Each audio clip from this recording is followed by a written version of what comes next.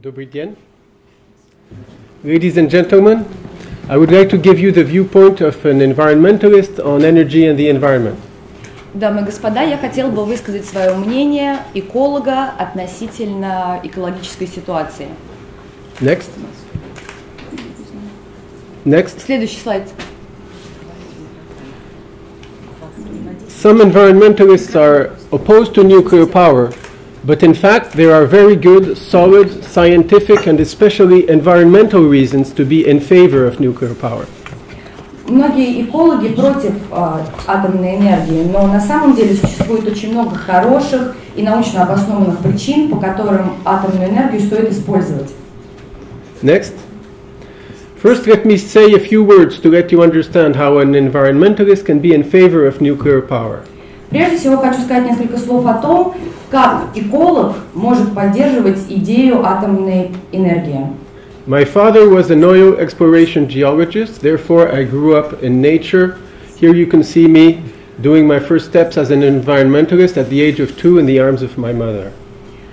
Здесь на слайде вы можете видеть мои первые шаги, которые я сделала уже как юный эколог, мне было 2 года. Поскольку мой отец был геологом в сфере разработки нефтяных месторождений, я вырос на природе. Next slide, please. A few years later, I graduated from École Polytechnique, a famous French university in Paris. Спустя некоторое время я выпустился из престижной школы во Франции, École Polytechnique в Париже. With a higher degree in nuclear engineering, like many of you. И я получил степень в сфере атомной энергии, так же как и многие из вас. And I now live in Paris, in the close suburbs, in an eco house, which is passive construction and positive energy. И сейчас я живу в пригороде Парижа, в эко-доме, который абсолютно никак негативно не влияет на окружающую среду. Во время службы в армии я служил в Персидском заливе на корабле военно-морских сил США. Our mission was to protect the oil supertankers navigating through the Hormuz Strait, and I learned there how fragile our supply of oil can be. И наша основная задача была охранять танкеры нефтяные. И за счет, по мере того, как я проходила службу, я видела, насколько опасно в некоторых случаях бывает транспортировка нефти. I could have made a brilliant career in the French nuclear industry, but then I decided to change my life, started writing books, giving lectures, and go around the world to teach better, more natural environmental living. Я мог бы сделать блестящую карьеру в сфере атомной энергетики во Франции, но в какой-то момент я решил поменять свою жизнь, я решил начать писать книги, читать лекции, ездить по миру с целью образования в сфере атомной энергетики. I was one of the first pioneers in France in non-smoking. This is my book, How to Stop Smoking. Во Франции я стояла у истоков движения за борьбу с курением. Здесь вы можете на слайде видеть мои книги, посвященные этому. I've been teaching a natural lifestyle with relaxation and siesta sleeping techniques for over 30 years now. Также я преподавал возвращение к естественному образу жизни, в том числе пропагандировал сиесту, послеобеденный сон. I also recommend more natural eating with lots of fruits and vegetables. Также я всегда рекомендовал здоровое питание, чтобы рацион был насыщен овощами и фруктами.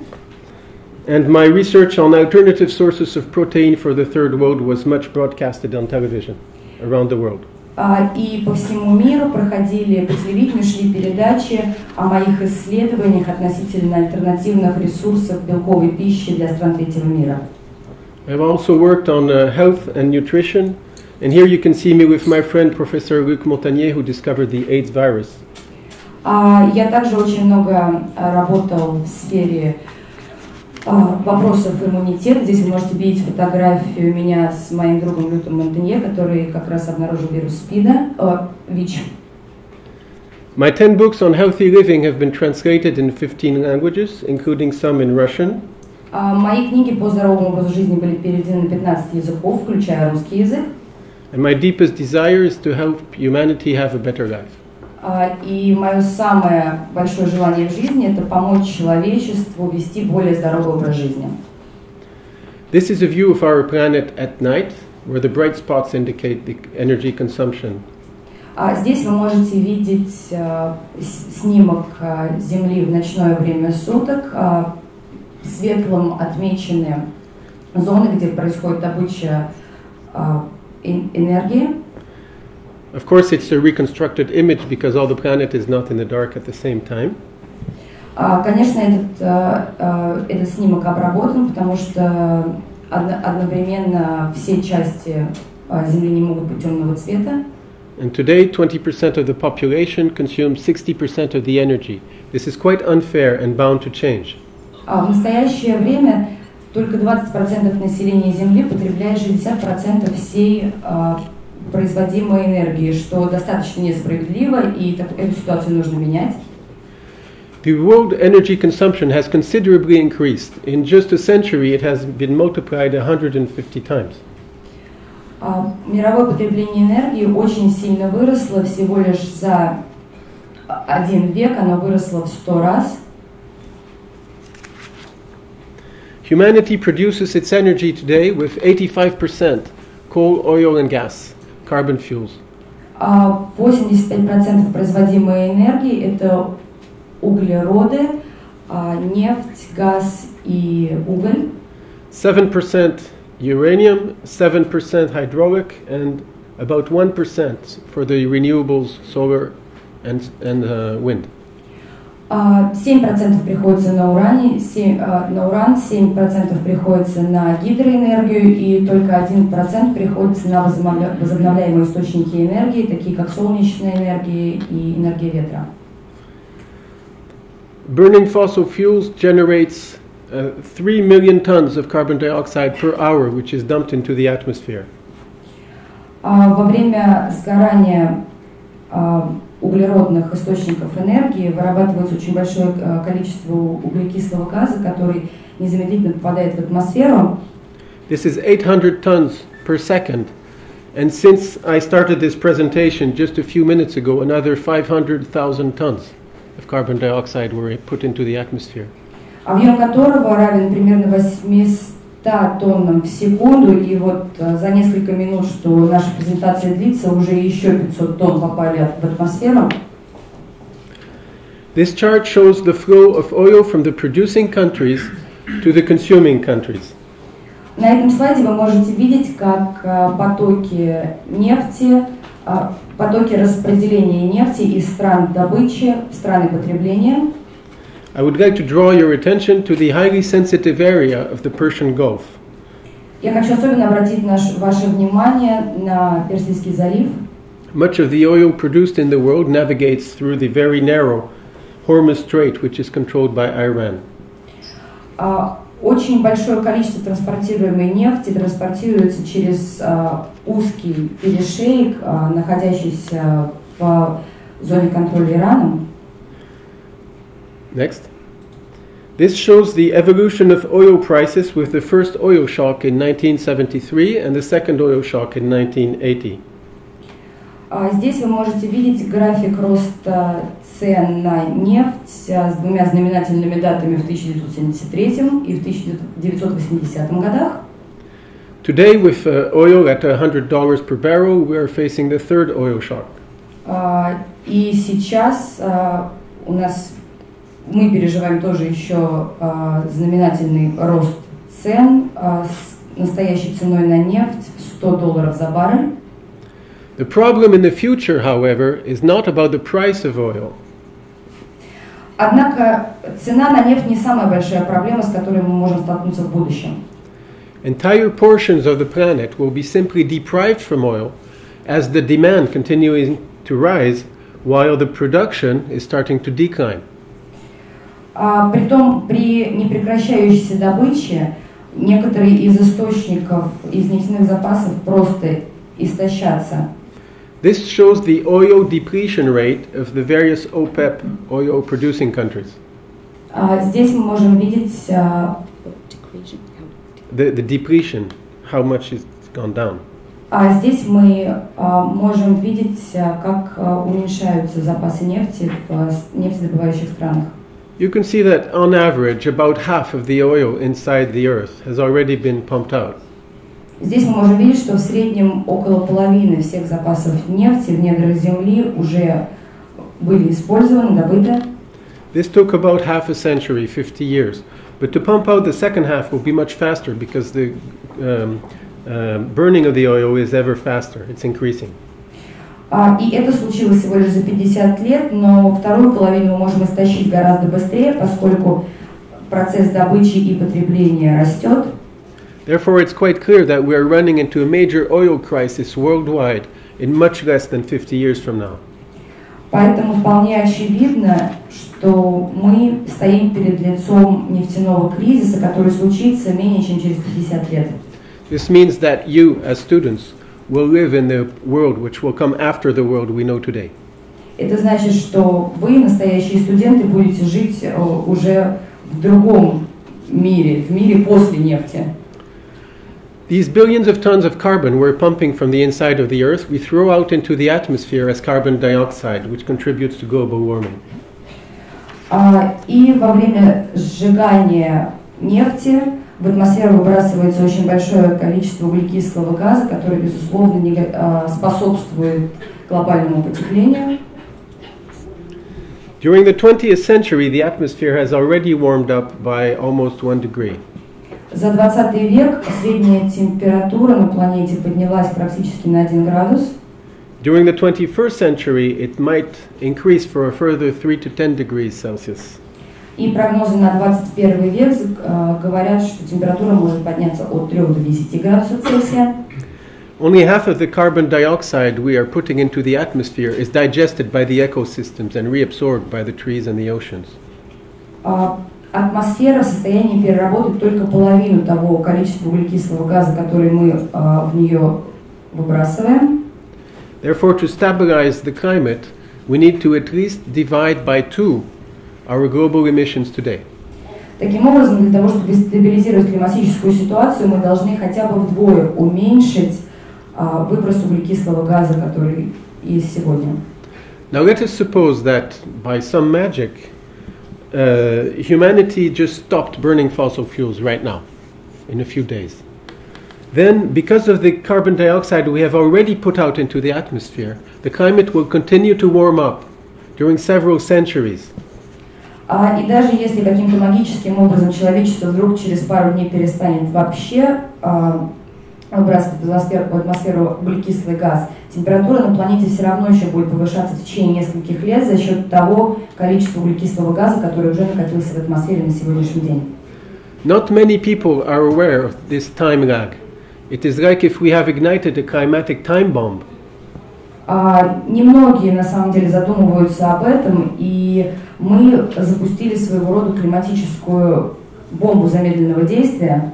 Even if we do everything correct now, from now on, things will continue to go worse.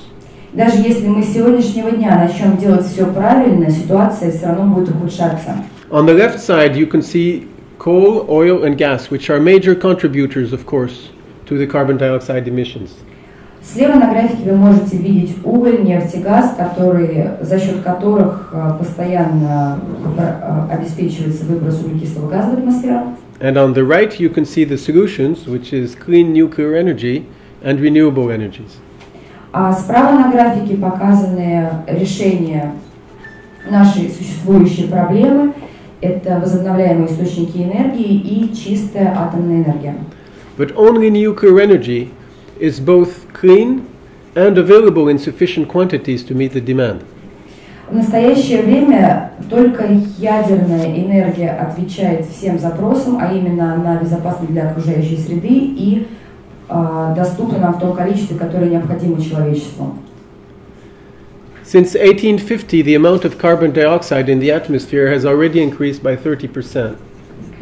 С 1850 года содержание углекислого газа в атмосфере выросло на 30%. This brings it to level higher than ever before in the last 400,000 years. И этот рост самый быстрый, самый мощный за всю историю. For the first time in history, humans are significantly changing the composition of the atmosphere and of the air we are breathing. В настоящее время человечество очень существенно повлияло на состав атмосферы и на состав воздуха, которым мы дышим. We are burning in just 50 years the oil that nature has taken 100 million years to fabricate. Мы всего лишь за 50 лет сожгли такое количество нефти, на производство которой природе потребовалось 100 тысяч лет.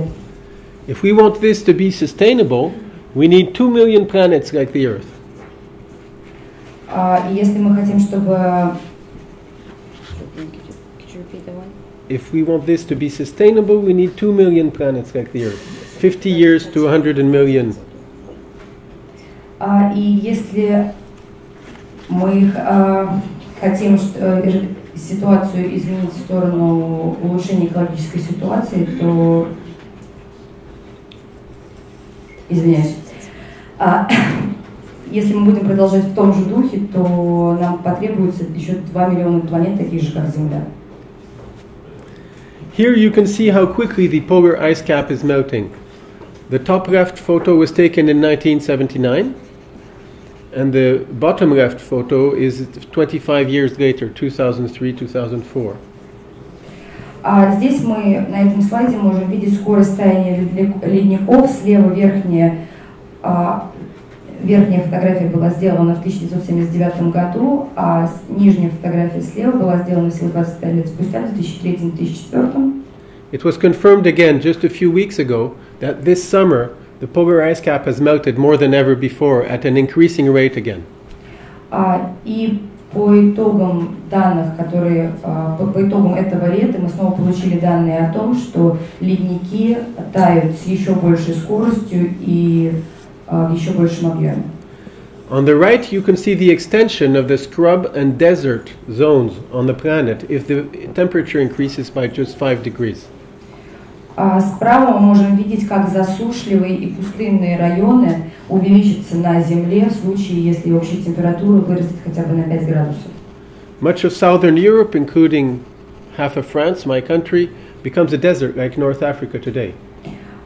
Большая часть Южной Европы, в том числе включая и мою родную Францию, превратится в такую же пустыню, как и Северная Африка. So what can we do? Obviously, in a world where energy will be running short, energy conservation is a priority. Таким образом, что мы можем сделать? Конечно, в условиях истощающихся источников энергии мы прежде всего должны сохранять источники энергии. We can gain, say, 30% with improved behaviors. И, скажем так, мы можем на 30%, если мы начнем все делать правильно, то мы на 30% того, что у нас есть, можем сохранить. Energy efficiency is also part of the solution. With better technologies, we can gain another 30%. Еще на 30%, мы можем сохранить еще 30% источников энергии, если мы будем более креативно подходить к использованию энергии, с использованием новых технологий, разрабатывать более энергоэффективный расход. This includes, for example, more efficient light bulbs or more efficient systems and apparatus in general. Например, мы можем использовать энергосберегающие лампочки и другие энергосберегающие технологии. This divides our energy consumption by a factor of 2 in a reasonable manner. Таким образом, мы сможем вдвое уменьшить потребление энергии за счет этих разумных средств. Then we need to produce the other half by a clean system, clean manner. Ну и также мы можем, наше третье решение – это использование более чистых источников энергии. As this factor 2 is at the world level, of course, because of the developing countries which have to increase their consumption, we in the developed countries have to reduce the consumption not by a factor 2 but by a factor 4. И в то время как развивающимся странам необходимо повысить количество потребляемой энергии, мы, как развитые страны, можем сократить количество потребляемой энергии не вдвое, а даже в 4 раза. A big part of the solution, which consumes a lot of oil today, is the heating of homes. Очень большой статьей расхода энергии в настоящее время является обогревание зданий. Here you can see my house in the suburbs of Paris. It's an eco house. It requires 20 times less energy than a standard home, and it puts out into the atmosphere 400 times less carbon dioxide. А здесь вы видите мой дом во Франции, он абсолютно экологически чистый, поглощение энергии в 20 раз меньше и выброс углекислого газа в атмосферу в 400 раз меньше. One of the technologies in this house is geothermal air conditioning. Одна из технологий, которая была использована при строительстве этого дома, это геотермальная циркуляция воздуха. All the air entering the house will travel underground in a pipe at 2 meters deep. Весь воздух, который попадает в дом, проходит через подземную трубу, которая закопана на глубине 2 метра. The length of the pipe is about 100 meters long. Длина трубы составляет около 100 метров. Therefore, when the temperature is 10 degrees below zero outside, Таким образом, если температура 10 градусов, the underground 2 meters deep is still at 14 or 15 degrees Celsius, so the air enters the house at 15 degrees Celsius. И температура в подземной трубе на уровне 2 метров составляет 14 градусов, то воздух, который выпадает в дом, его температура составляет 15 градусов. This provides free preheating of the air in winter. Таким образом, мы получаем абсолютно бесплатный дополнительный нагрев воздуха в зимнее время. And in summer, when it is plus 45 degrees Celsius outside, the air also enters the house at less than 20 degrees. Therefore, it is free geothermal air conditioning in summer.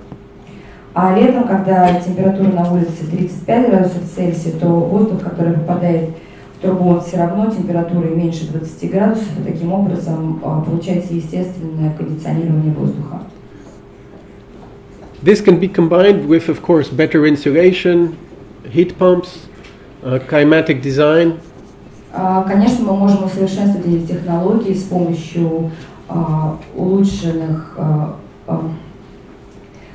утеплителей, с помощью насосных технологий. In fact, this house is not only a passive house requiring very little energy, and a positive house which produces more energy with solar panels than it requires. И помимо того, что этот дом не наносит никакого вреда окружающей среде, он также производит энергию, солнечную энергию, даже в большем объеме, чем нужно этому дому. It's also what you can call a zero emissions or zero energy house, because every exchange with the outside world of the house, and the fluids exchange are water and air, every exchange goes through a heat exchanger. Таким образом, мы можем сказать, что показатель выброса углекислого газа в атмосферу этого дома 0, потому что происходит воздухообмен, как и в любой другой системе. So there are two heat exchangers in this house, much like a nuclear power plant, in fact.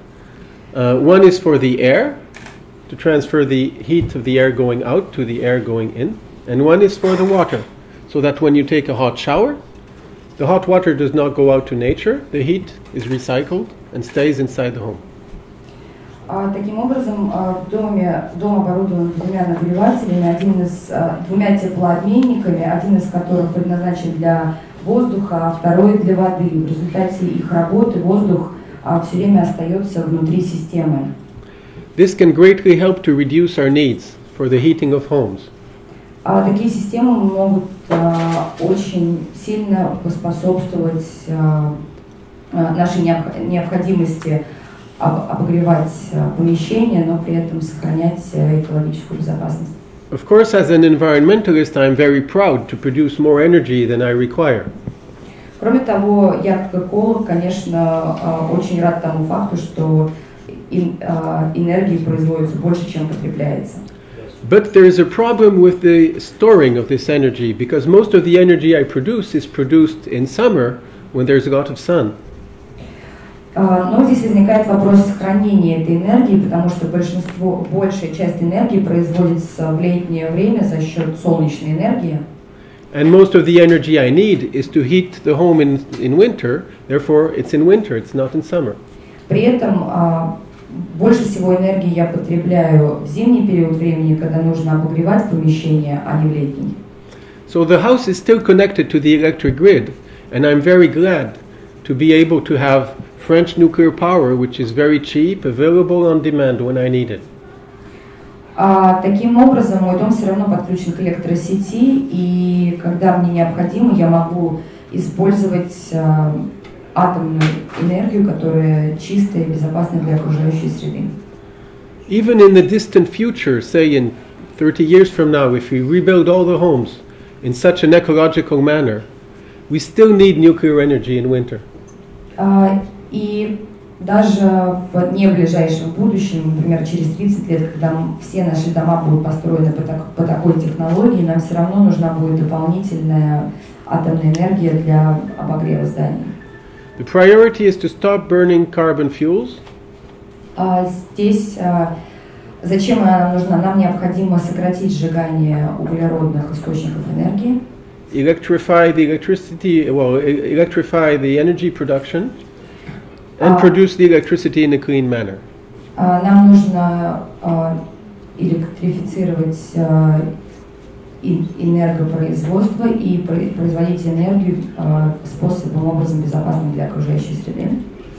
Another part of the energy revolution, which is starting now, is electric vehicles. Еще одна часть энергореволюции, которая начинается сегодня, это автомобили с электрическим двигателем. A wide choice of electric vehicles is now arriving on the market. Сейчас на рынок уже вышло очень много электромобилей. On the right, you can see the 3 Renault cars. Справа на слайде вы можете видеть 3 модели Renault. On the top right is the one I'm going to buy. I'll have it in a few weeks. It's available now. It's a Renault Zoe. It's a city car. Very good car. Я сам собираюсь купить ту машину, которая в верхнем правом углу. Она называется Renault Zoe, и она уже выпускается компанией. The range is 210 kilometers, and as I live in the suburbs of Paris, it can take me anywhere I want in the Paris area, several times a day. Заряда электродвигателя хватает на 210 километров. Таким образом, поскольку я живу в пригороде Парижа, я могу по несколько раз ездить в город и из города, и, в принципе, по всему тому району, который мне нужен. This can also greatly help to reduce our oil consumption, of course, but it will require equivalent amounts of electricity in replacement. Электромобили, конечно, могут во многом помочь нам сократить потребление нефти, но нам будет необходим альтернативный источник энергии, электричества для того, чтобы заменить нефть. Therefore, here again, after this revolution happens, we again need massive amounts of electricity which is produced in a clean manner. Поэтому снова повторяю, что даже после той революции, которая произойдет, и когда мы откажемся от нефти, нам все равно нужен будет источник энергии, который сможет обеспечить нас тем количеством энергии, которое нам необходимо для употребления. This revolution is driven by the improvement in the autonomy of batteries. И революции способствует развитию аккумуляторов. Until a few years ago, the lead-acid batteries provided a range for cars of about 50 kilometers.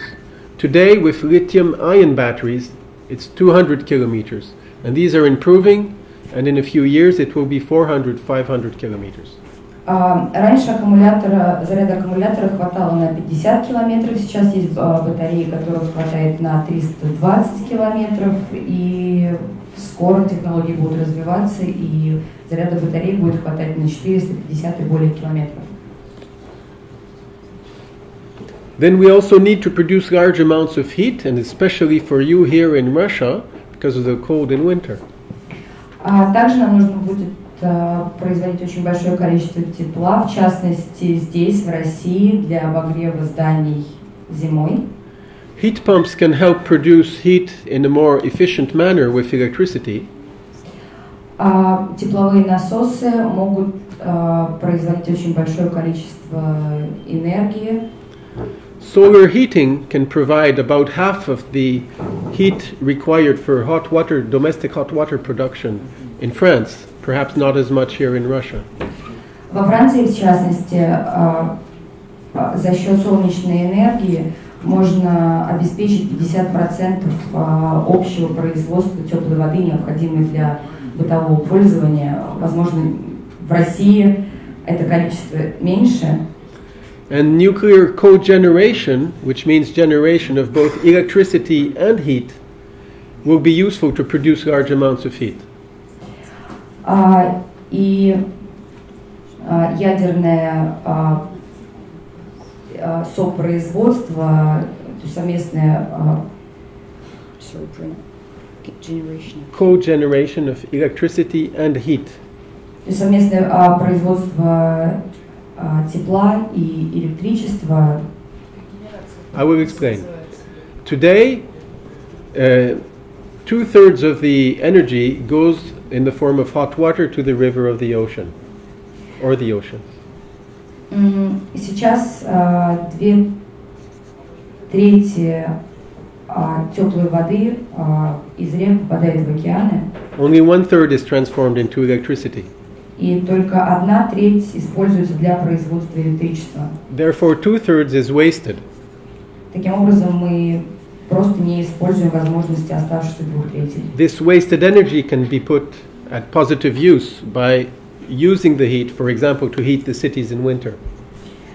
И эту энергию мы можем направить на благое дело, можем использовать ее, например, для обогрева зданий в зимний период времени. Last year, I visited the Kalininskaya nuclear power plant north of Moscow, and I was very glad to discover that you are a good example for the rest of the world in the future, because there, the local city is heated by part of the secondary heat from the nuclear power plant.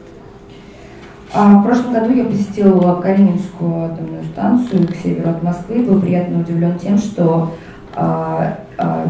город, который я посетил, может служить примером остальным городам, где очень большое количество энергии для нужд города вырабатывается именно за счет этой станции. Просто внизу небольшое дополнение, что здесь речь идет, Бруно говорит о той воде, которая охлаждает реактор, и использование вот этой воды для отопления города близлежащего.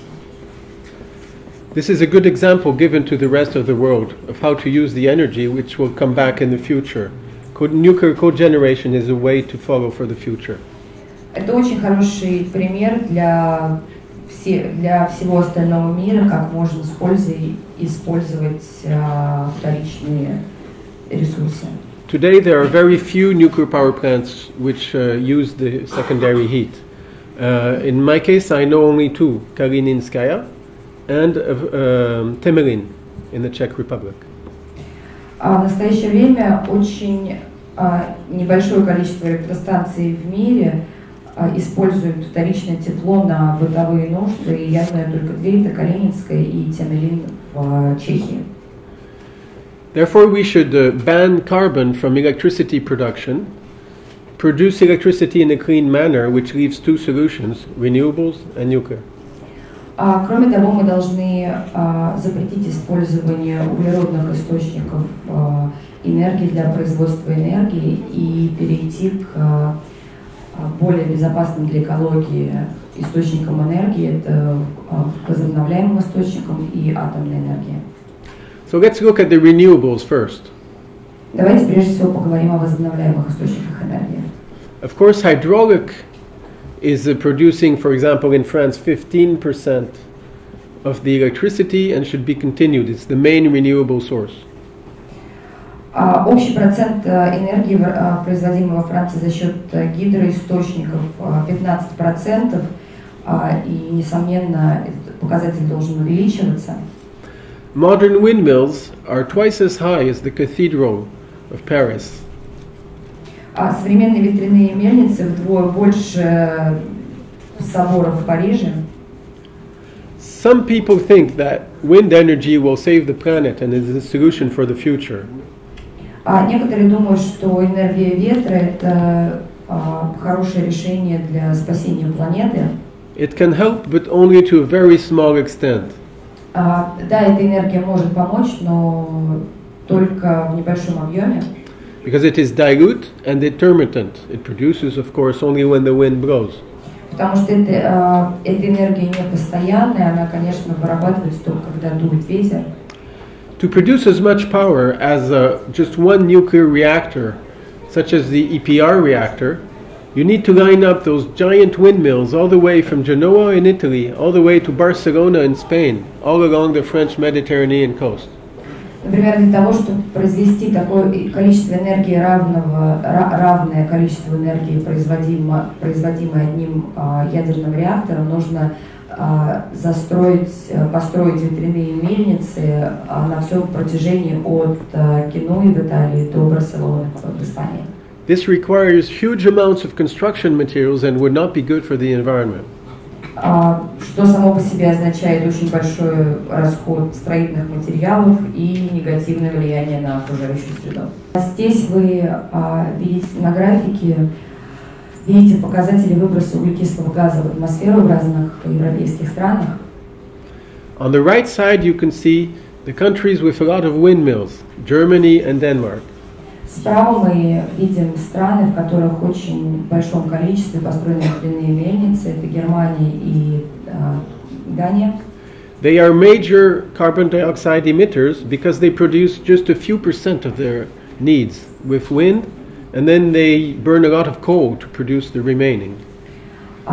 У этих стран такой высокий показатель выброса углекислого газа, потому что они только небольшой процент потребляемой энергии производят за счет ветряных мельниц, а все остальное за счет сжигания углеродных источников энергии. On the left side there is another interesting example, Sweden and France. А слева мы видим еще один интересный пример, это Швеция и Франция. In Sweden and France there is a much wiser energy strategy. И Швеция и Франция пользуются, у них гораздо более мудрые стратегии в использовании энергии. First of all that is possible is produced with hydro. Прежде всего, насколько можно, мы покрываем свои потребности в энергии за счет гидроэнергии. Hydro usually has a much greater potential than wind. Как правило, у гидроэнергии гораздо больше потенциал, чем у энергии ветра. And then what is missing is produced with nuclear power. То количество, которое мы не можем покрыть за счет гидроэнергии, мы производим с помощью атомной энергии. And only very small amounts of coal, oil or gas are burned just for the peak demand, just a few days per year. И мы прибегаем к углю, нефти и газу только в самых исключительных случаях, буквально несколько дней в году. It's quite the same for solar energy. То же самое относится и к солнечной энергии. It can help, it should be developed, but it is dilute and intermittent. Она может нам помочь, необходимо развивать использование солнечной энергии, но этот источник энергии не постоянный. On the bottom left, you can see an example of solar cooking.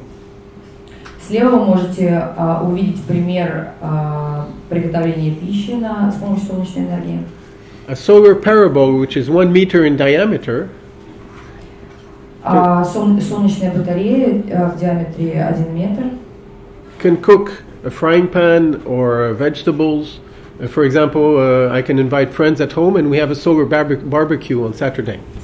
На ней с помощью нее можно приготовить овощи, или я могу пригласить к себе в выходной день друзей, можем приготовить барбекю с помощью источника солнечной энергии. It's quite fun, especially in spring and summer, but of course we need another solution for winter and for the cloudy days. Конечно, это решение подходит для весенних и летних месяцев, но Эту энергию проблематично использовать в пасмурные облачные дни и в зимнее время. Solar energy can help, but again, it will remain a marginal energy source. Солнечная энергия может нам помочь, но опять же таки она останется таким же пограничным источником энергии. To power cities like Moscow with millions of inhabitants, to power millions of cars, and to power a large industrial country and economy, we need another reliable, cheap, and clean solution. Но для того, чтобы обеспечить такие большие города, как Москва, с миллионным населением, с огромным количеством машин, необходимым количеством энергии, нам необходим источник энергии, который будет при этом чистым, безопасным для окружающей среды. Here you can see a comparison of the electricity production in France and Germany. Здесь вы видите сравнительный анализ производства электричества во Франции и Германии. The carbon dioxide emissions are almost double the amount in Germany than they are in France. Уровень выброса углекислого газа в атмосферу в Германии практически в 2 раза выше, чем во Франции. And the cost of the electricity to the consumer is twice the amount in Germany than it is in France. И при этом стоимость электричества в Германии в 2 раза выше для конечного потребителя, чем во Франции. Therefore, we should do what we can with the renewables, but not have too many hopes. It will remain marginal. But we fundamentally need all the clean energy sources because we are running in a major energy crisis. И, конечно, мы можем прибегать к возобновляемым источникам энергии, они нам во многом могут помочь, но они по-прежнему останутся такими пограничными источниками энергии. Когда мы стоим перед лицом энергетического кризиса, нам нужен новый, постоянный источник энергии. Now, about nuclear energy. First of all, it is quite compact and occupies only a small area of land, contrary to windmills and solar. Теперь поговорим об атомной энергии. Прежде всего, само производство не занимает много места по сравнению с, например, ветряными мельницами. Therefore, the environmental footprint, which can be counted in square meters per kilowatt installed, is very small. It's much better from an environmental point of view. С экологической точки зрения, то количество энергии, которое производится на 1 квадратный метр, также достаточно большое, также безопасное для окружающей среды. Now, if we compare with carbon fuels, 1 gram of uranium produces as much energy as 1 ton of oil. 1 gram to 1 ton is a factor 1 million. Теперь, если мы сравним с углеродными источниками энергии, то количество энергии, которое мы можем получить из 1 тонны нефти, равно мы такое же точно количество можем получить и из 1 грамма урана. Therefore, just a few uranium mines on the planet are enough compared to thousands of oil wells which pollute the oceans. И всего лишь несколько мест добычи урана достаточно для того, чтобы обеспечить, для того, чтобы производить энергию по сравнению с огромным количеством нефтяных скважин, которые разрабатываются по всему миру и наносят большой ущерб водным ресурсам. The amount of nuclear waste produced is in accordingly small proportions. Кроме того, количество отходов, которые мы получаем во время производства атомной энергии, очень небольшое. Because the volume of the waste is so small, the waste is not rejected into the environment, it can be confined. И поскольку объем отходов настолько невелик, мы можем его утилизировать. This is quite different from an environmental point of view. In the case of oil, gas, and coal, carbon dioxide is put out into the atmosphere because there are such large amounts of it that there's nothing else that you can do. И здесь мы видим самое большое отличие в использовании ядерной энергии от нефти, газа и угля, потому что при использовании нефти, газа и угля мы просто выбрасываем результаты переработки этих источников энергии в атмосферу.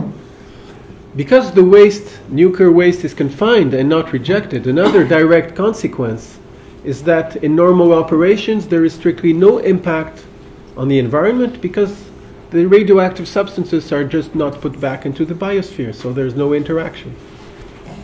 И поскольку мы можем полностью утилизировать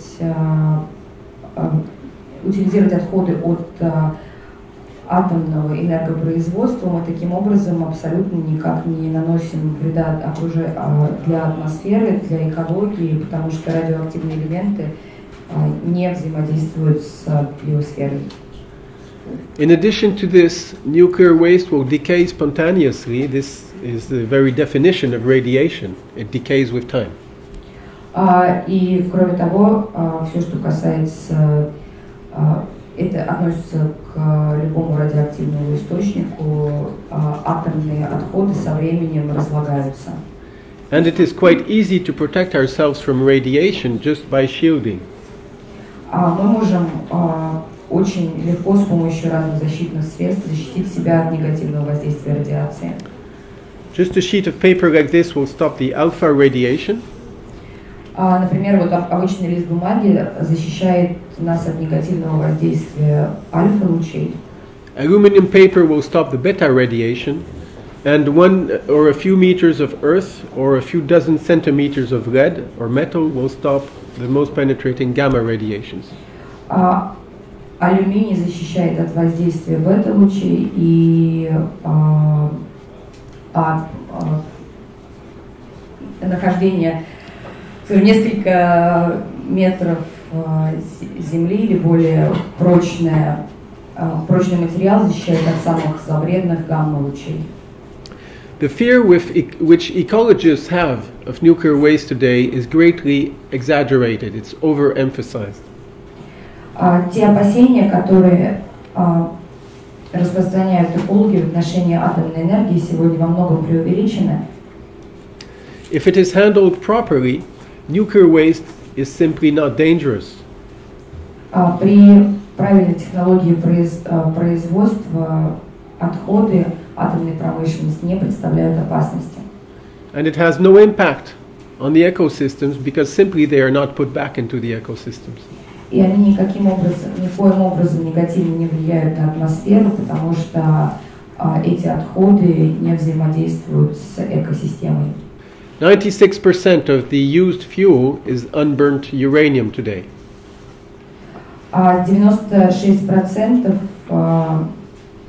используемого топлива это не сожженный уран. 1% of the used fuel is plutonium, which is not a waste. It's a precious energy resource for the future, especially for Generation 4 reactors, such as BN600, which you have in Russia. 1% это плутоний, который не представляет собой опасность, но представляет великолепный источник, последующий источник энергии, например, для реакторов 4-го поколения, которые здесь есть в России. The reprocessing of used nuclear fuel, which is done in an industrial manner by Russia and France since dozens of years now, is of course highly ecological. И те способы повторного использования атомной энергии, которые разрабатывались в России и Франции на протяжении многих лет, очень благоприятны. Of course, it is ecologically absurd to dispose directly of the used fuel when it still contains 97% of precious materials. Безусловно, это с экологической точки зрения настоящий абсурд утилизировать отходы, которые на 97% состоят из потенциального возобновляемого источника энергии. Man has not invented radiation. Everything is radioactive around us. Кроме того, радиация не была изобретена человеком. Все вокруг нас обладает какой-то степенью радиации. The human body contains about 10,000 becquerels. Например, в человеческом теле содержится 10 тысяч. And we receive radiation from the earth, from the sky. Everything is radioactive. Все вокруг нас радиоактивное, и земля, и небо. It is natural. Это естественный процесс.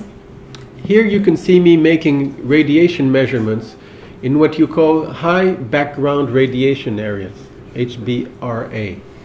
Здесь вы можете видеть результаты замеров радиации в местах с тем, что вы называете высокий радиоактивный фон. On the left, Guarapari is a city in Brazil, on the Brazilian coast. Слева вы видите Гуарапари, это город на побережье Бразилии, where there is a famous radioactive beach. где находится один из знаменитых радиоактивных пляжей. This beach has black sand, which is very rich in thorium. На этом пляже песок очень богат торием. People come from all over South America on this beach because of the beneficial aspects on health. И поскольку экосистема на этом пляже благоприятна для здоровья, то люди приезжают отдыхать в это место со всей Южной Америки. With my Geiger counter, I have measured up to 50 microsieverts per hour on this beach. Я замерил, мои показатели по итогам замеров на этом пляже составили до 50 Sievert per hour. сиверов в час.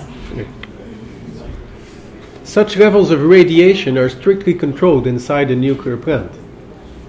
Такой объем радиации очень легко контролировать внутри атомной станции. But in Guarapari, it's an area on the beach open to the public where children play football. Но, скажем, Гуарапари с таким же уровнем радиации, Гуарапари это пляж, где дети играют. Next.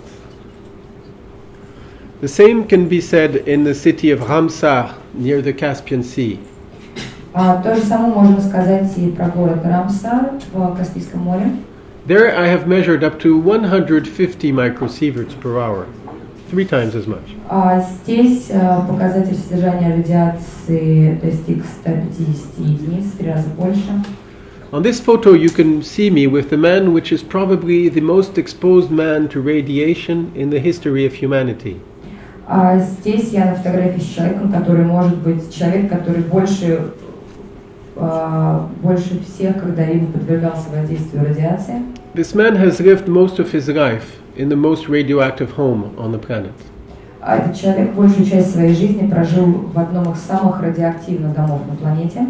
He built this home himself using carbonate radium instead of cement. Вместо обычных строительных материалов, бетон и цемента, он для строительства собственного дома использовал радиоактивный материал. This carbonate radium is available in nature in this area because it deposits on the bottom of small riverlets, which you can see on the top photos. Этот материал, карбонат радиум, находится в приисках у ручья, у реки, который находится далеко от его дома. It is white colored, it looks like chalk. И по виду он похож на известь белого цвета. And his work was to be the principal of a primary school, which was the most radioactive school on the planet, because it was built with the same carbonate radium. И точно так же из этого материала была построена самая радиоактивная школа. These radioactive homes were built on the most radioactive spot on the planet. Кроме того, эти дома были построены в одном из самых радиоактивных мест на планете.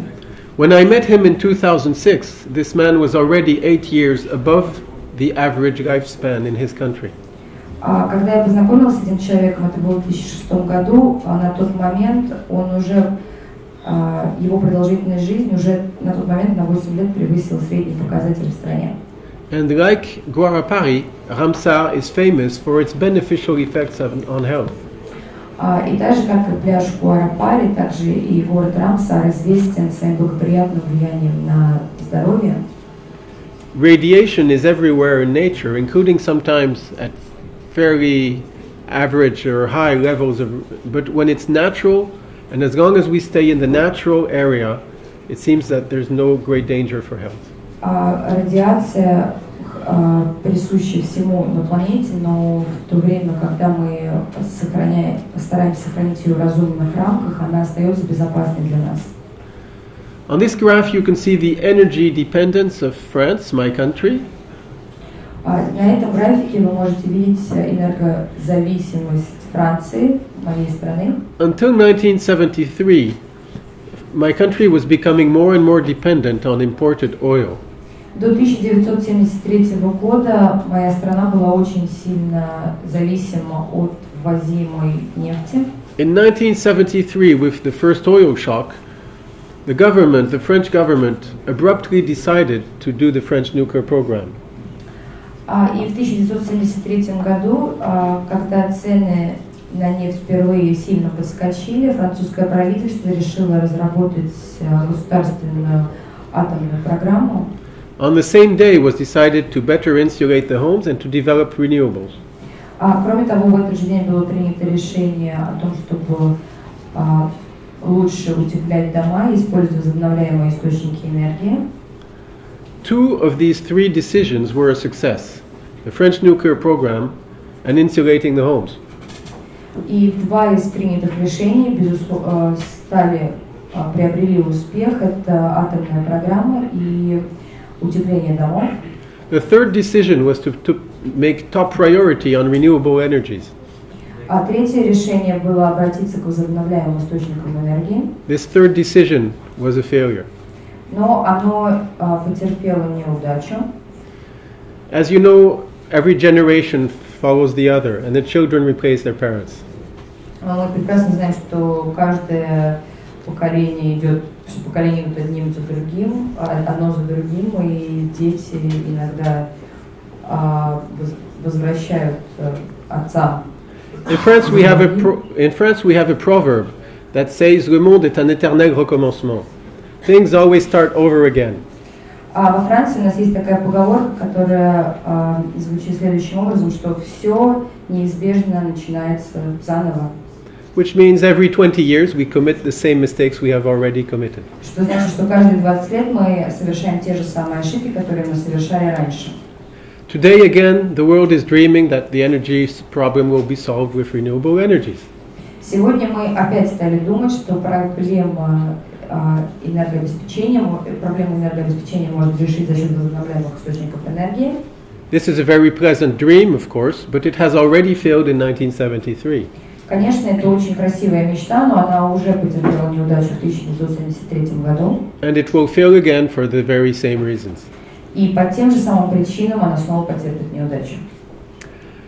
If France had not developed its nuclear program, we would have followed the road of Italy, which is quite similar to France. It's a neighboring country nearby, but it took an opposite decision not to build a nuclear program.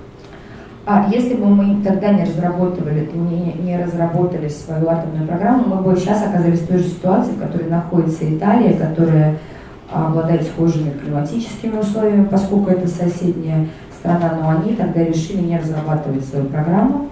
The green curve shows you what France would be if it had not the nuclear program. Зеленым на графике отмечено, что бы произошло с Францией, если бы она решила не разрабатывать свою атомную программу. A small anecdote is that the situation in France has constantly improved, which means we have become largely independent thanks to the French nuclear program. We produce more than half of the energy used in the country ourselves now.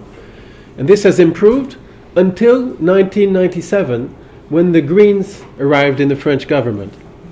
Смешно здесь то, что здесь мы можем видеть, что с тех пор, как Франция начала разрабатывать свою атомную программу в 1973 году, ситуация с энергопроизводством только улучшалась. Мы более 50% той энергии, которая нам необходима для потребления, производили самостоятельно и не были зависимы от других стран. До 1997 года, пока в правительство не пришла партия зеленых. Because of course they delayed the construction of the EPR reactor for about 15 years. Потому что, конечно, с их помощью строительство реактора было отложено на 15 лет. And instead we have built gas plants, which of course increase our dependence because the gas is 100% imported now. Но при этом были построены газовые заводы, и теперь из-за того, и что повысило нашу зависимость от других стран, поскольку газ на 100% ввозимый источник энергии. Now it is unclear for the moment what shale gas will change in this equation. In the United States it has changed quite a bit. Пока еще непонятно, как может ли ситуацию изменить газ, добываемый на шельфе. В частности, в США он немножко изменил ситуацию. But even if it is successful in Europe or other parts of the world like it was in the United States, it will probably just delay this by another 10 or 20 years, which will not be a fundamental change. Но даже если для других стран он также изменит ситуацию, как и в Соединенных Штатах, то фактически мы только на 10-20 лет отложим то, к чему движемся, к истощению источников энергии. Coal is more abundant, but it is the worst polluter. Уголь у нас есть, запасы угля больше, но уголь больше всего загрязняет окружающую среду. Today Germany is stopping its nuclear reactors, about 20 reactors. Сейчас Германия останавливает работу своих атомных реакторов, около 20 штук. And at exactly the same moment, as a consequence, they're planning the construction of 23 new coal plants of about 1,000 megawatts each. И при этом они планируют строительство около 20 углеперерабатывающих заводов мощностью по 1000 мегаватт каждый. Of course, sun and wind are not able to replace the nuclear reactors in Germany. И, конечно, солнечная энергия и энергия ветра не в состоянии заменить ту энергию, которая производилась за счет реакторов Германии. Therefore, the German move is simply a move from clean nuclear power to dirty coal. Поэтому фактически немцы меняют чистую атомную энергию на загрязняющий окружающую среду уголь. This is not good for the atmosphere. It's not good for the workers. In fact, coal is the energy of the 19th century. И уголь не хорош ни для атмосферы, ни для людей. Это топливо 19 века. Germany is making a giant step backwards. Германия делает огромный шаг назад. The countries to be followed are countries like Russia or France, which put a priority on nuclear power. Необходимо следовать примеру таких стран, как Россия, как Франция, которые ставят атомную энергию в приоритет. With the known and proven uranium reserves today, we have 70 years of resource. То количество запасов урана, которых нам известно на сегодняшний день, покроет потребление энергии на 70 лет. But that is with the official figures, with the low price of uranium and today's water reactors, which burn only a few % of the fuel. Но этот показатель мы называем только в соответствии с теми источниками, в соответствии с настоящими ценами, с настоящим уровнем потребления. Everywhere in the world, uranium is being discovered. Уран был постоянно находят во всех странах мира. The burn-up rate in the reactors is increasing. И уровень сжигания в реакторе повышается. There is also a lot of uranium available in the phosphate minerals in Morocco, for example, which is not used today. Очень большое количество урана находится в запасах фосфата в Марокко, например, которые сейчас не используются. And we are still in the preliminary stage of uranium exploration, such as was the case for oil in Texas in 1910 or 1920. И сейчас мы находимся в самом начале разработки урановых месторождений, на таком этапе, на котором находилась нефтеразработка, например, в Техасе в 1910-20-х годах. We are still discovering major resources of uranium. For example, Kazakhstan is now among the major uranium producers in the world, when not so long ago, no one knew there was even uranium in Kazakhstan. И нам еще предстоит найти новые месторождения урана, как, например, Казахстан сейчас является одним из крупнейших производителей, а недавно не было даже известно о наличии этих месторождений в Казахстане. With the known resources and today's reactors, the water reactors, we have several centuries of resource. При том количестве ресурсов, которые у нас есть сегодня, и при современных водных реакторах нам этих запасов хватит на несколько веков. And when we introduce the generation 4 reactors, the breeder reactors or the fast neutron reactors, then we have not hundreds of years of resource, but tens of millenniums. И когда мы говорим о современных реакторах, о реакторах четвертого поколения, то мы уже можем говорить не о сотнях, а о тысячах лет. Of course, nuclear energy is a solution. It is powerful, but there are also risks which should be assessed and controlled properly. И, конечно, несмотря на то, что атомная энергия – это чистое экологически безопасное решение, существуют некоторые риски и вероятные опасности, которые могут возникнуть при работе с ней, которые нужно обдумать. No energy is risk-free. Нету стопроцентно безопасных источников энергии. On the right, you can see a gas explosion in Belgium in 2004. Справа вы можете видеть взрыв на газоперерабатывающем предприятии в Бельгии в 2004 году. On the top left, you can see a dam burst in France, which killed 423 persons. Слева вы можете видеть взрыв на дамбе, в результате которого погибли 223 человека. Even wind energy can kill. Windmills can fail. There can be storms putting them down. Electricians can fall off the ladder and drop from 150 meters high. It's like falling from off a cathedral. It's very high. And there are regularly people dying looking after windmills. И также ветряные мельницы могут быть опасны для здоровья во время штормов. Они могут падать, и очень часто несчастные случаи на производстве при обслуживании ветряных мельниц. All in all, 350,000 workers die in work accidents every year around the world.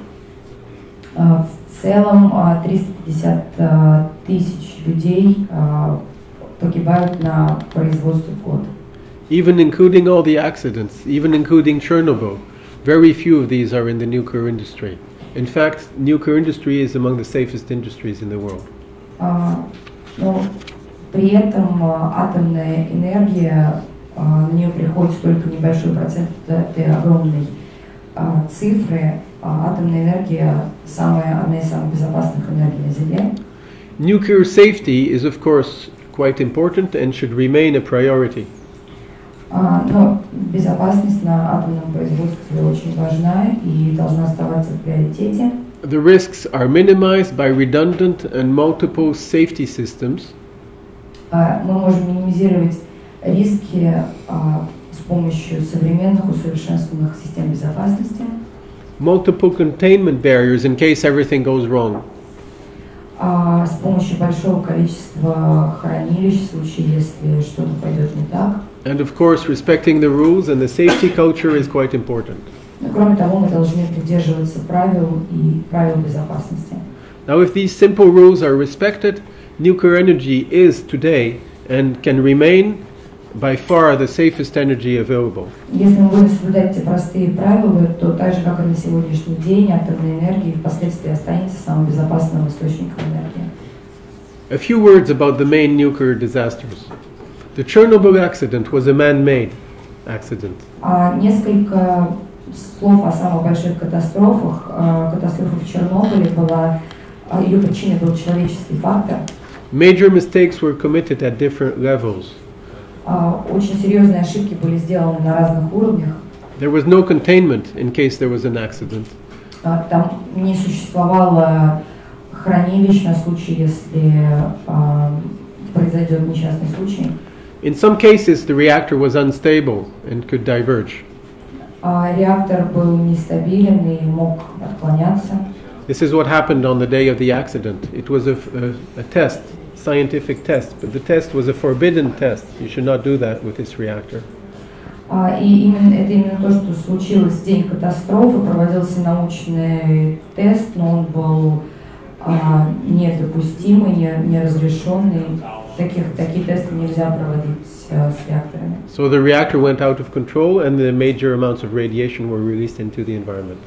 Таким образом, люди потеряли контроль над реактором, и очень большое количество радиации было выброшено в атмосферу.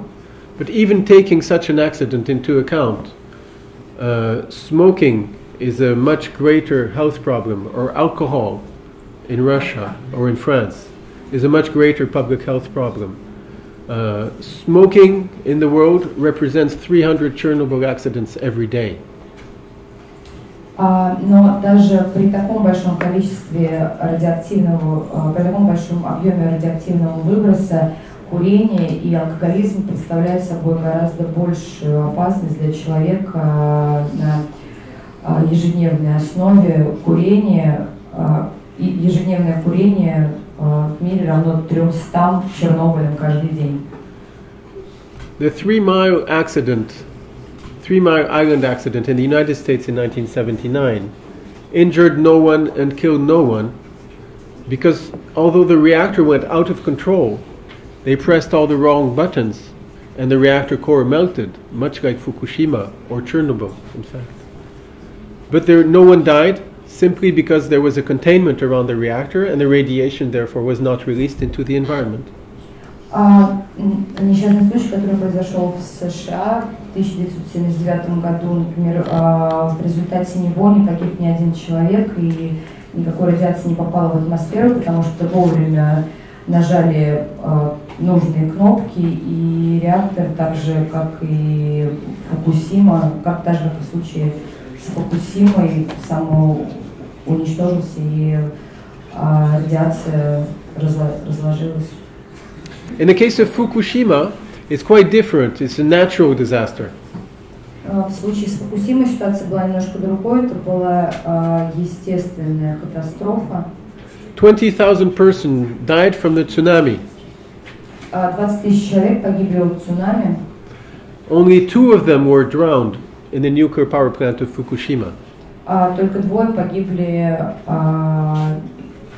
из-за атомной станции в Фукусиме.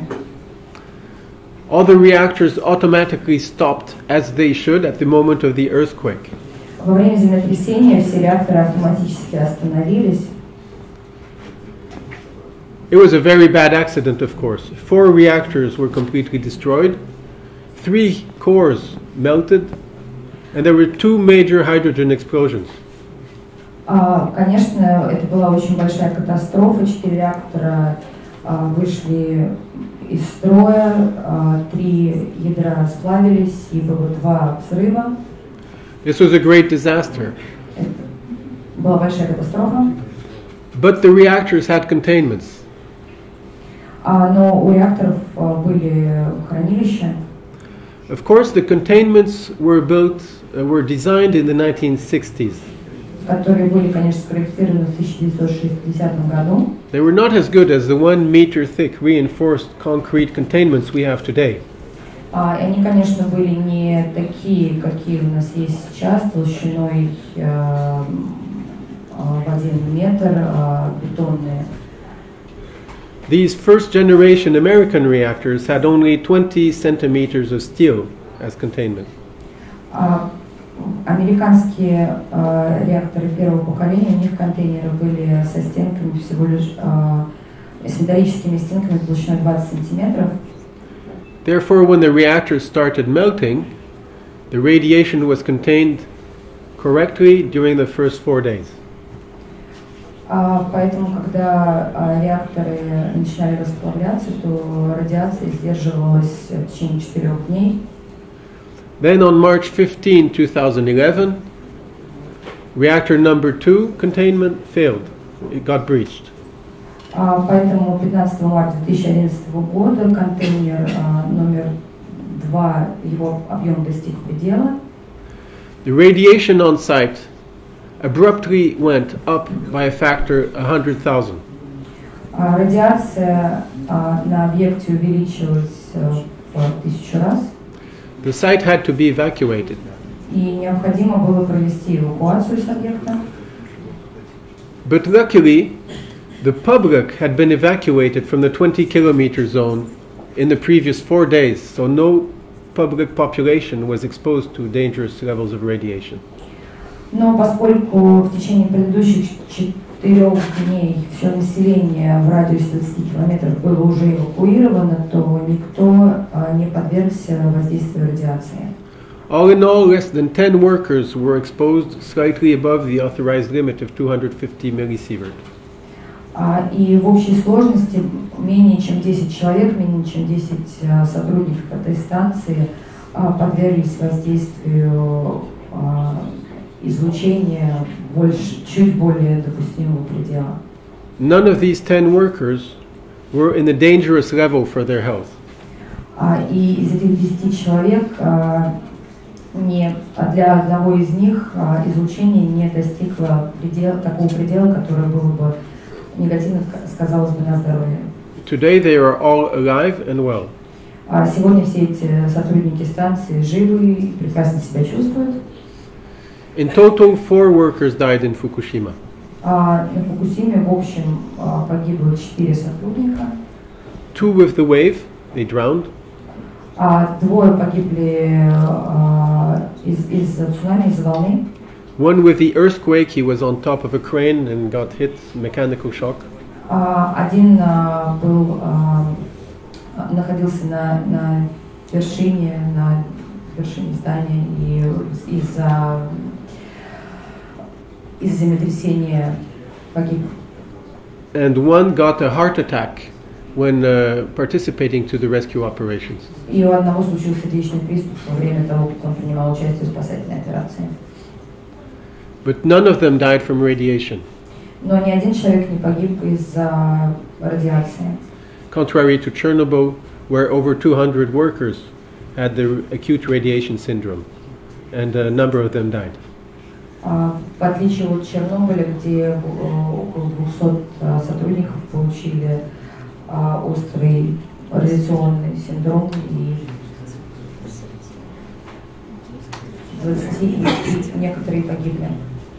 The big difference is that there was a containment in the case of the Fukushima reactors. Even though the containment was too small and insufficient, it was there, and it largely played its role to minimize the consequences.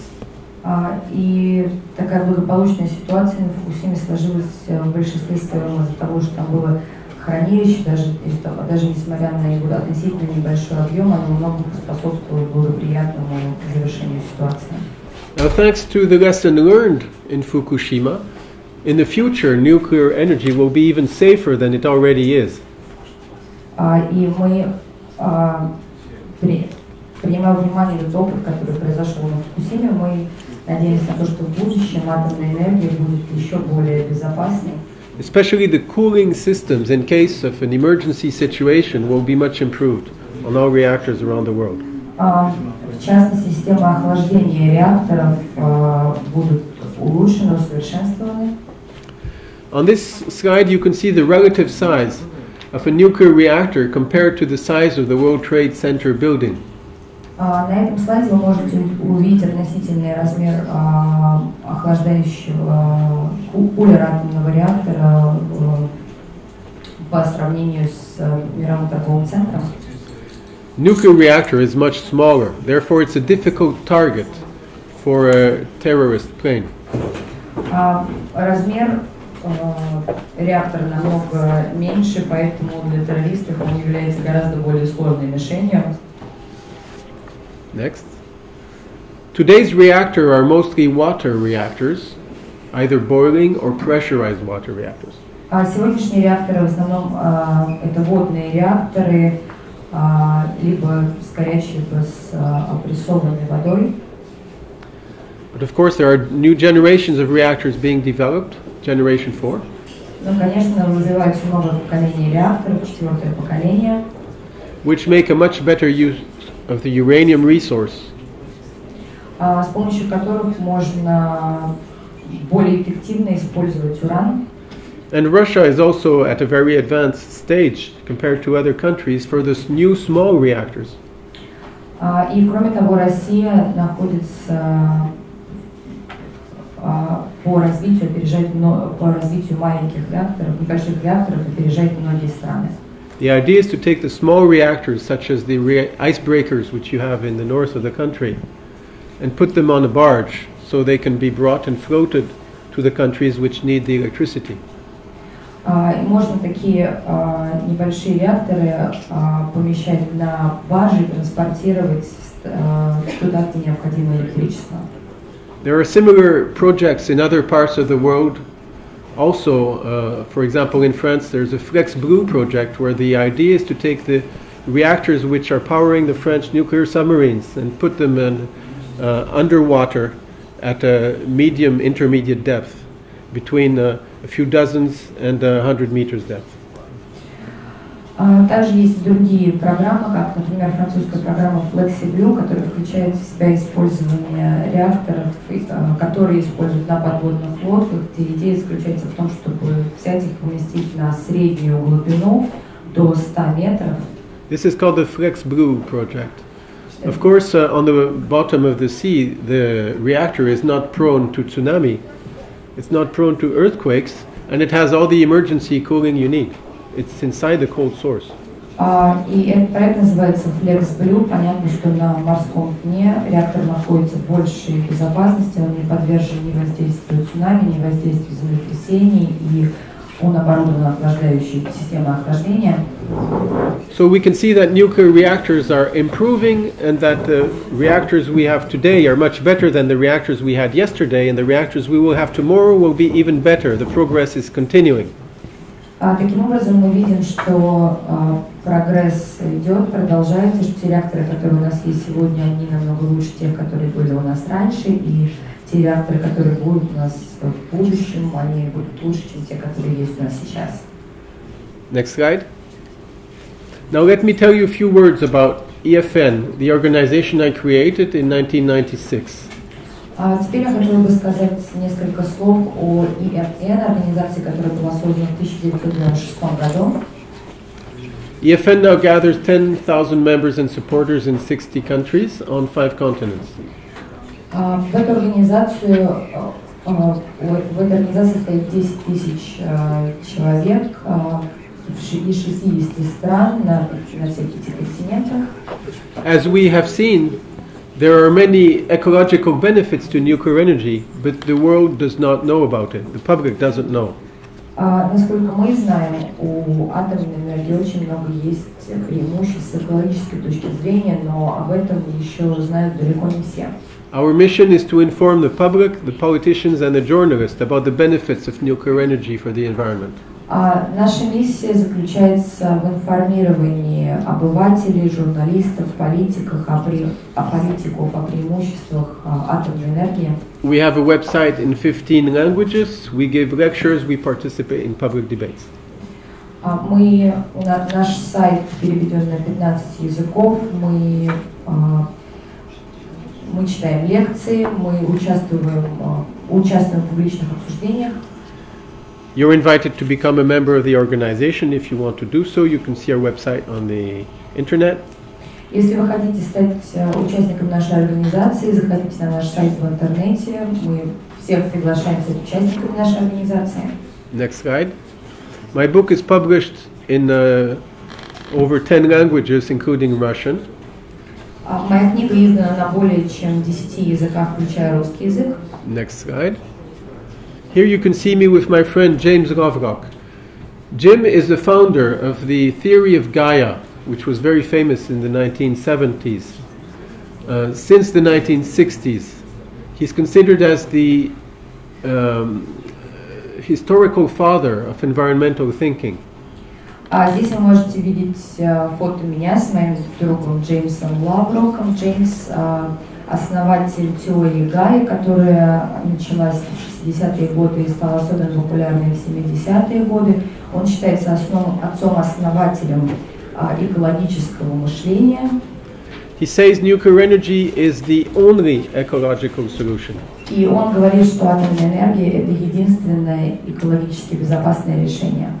Here you can see my other good friend, Patrick Moore, Здесь еще один мой хороший друг, Патрик Мор, visiting my eco house just a few months ago. несколько месяцев назад был у меня в гостях в моем экодоме. Patrick was the very first co-founder of Greenpeace in 1971 in Vancouver. Патрик был один из основателей Гринписа в 1971 году в Ванкувере. He remained the international director of Greenpeace during the 15 years in the beginning. He is the man who created Greenpeace. Он основатель Гринписа, и на протяжении 15 лет он был директором по международному сотрудничеству. He also shares my point of view and is the honorary chairman now of EFN in Canada. Он также разделяет мою точку зрения, и сейчас он входит в совет директоров организации EFN в Канаде. I would like to stress that we have only one planet, that it is limited and fragile. И я хочу только подчеркнуть, что у нас только одна планета, у нее есть границы, и она очень хрупкая. It is our duty to make sure that our planet remains livable for our descendants and the future generations. И это наша ответственность, наша задача оставить эту планету живой для будущих поколений.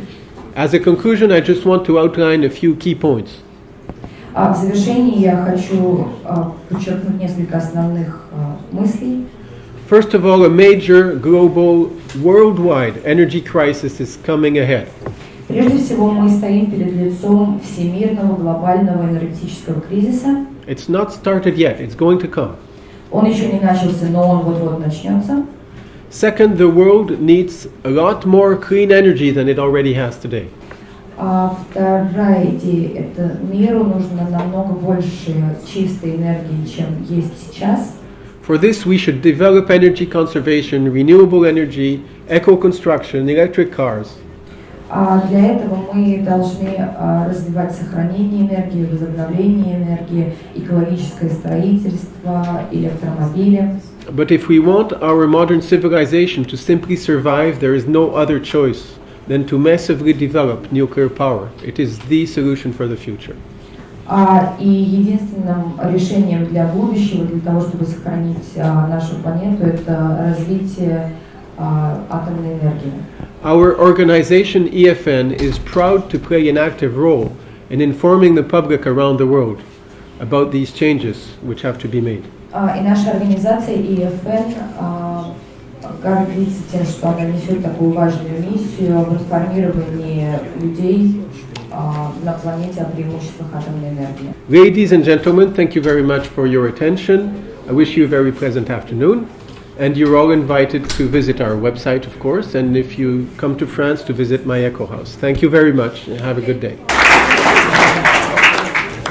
Накануне вашей лекции мы собирали вопросы от посетителей информационных центров. И в частности, некоторые из них я хотел бы вам сейчас задать. Вопрос из Челябинска.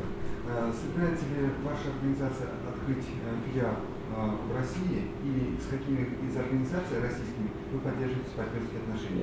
There are the most popular questions, and the first one is are you going to open up an office of your organization EFN here in Russia, and what are your major partners?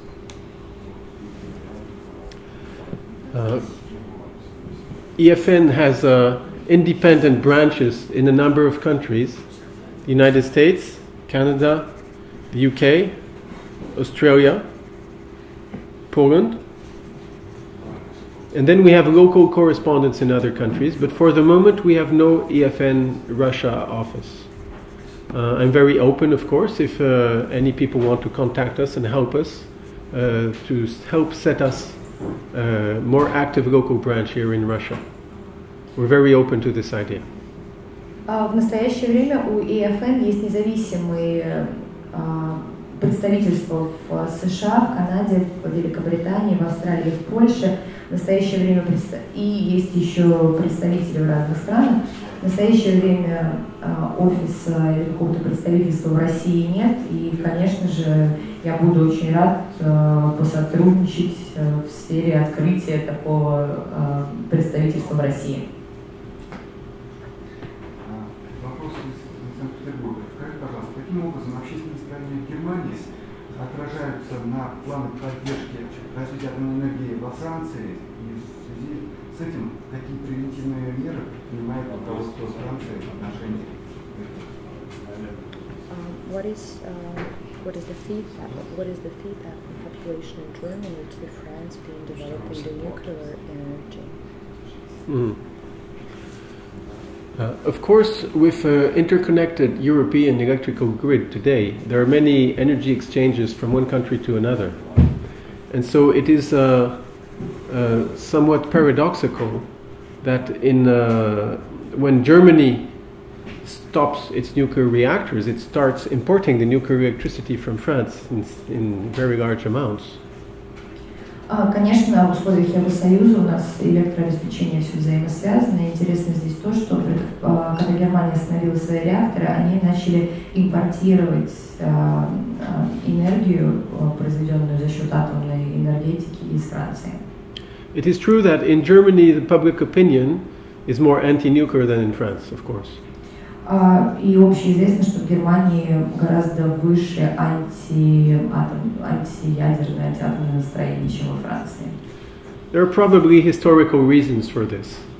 Возможно, этому есть свои исторические причины. First of all, Becquerel, who discovered radiation, Becquerel is the unit of radiation, of course, was a Frenchman.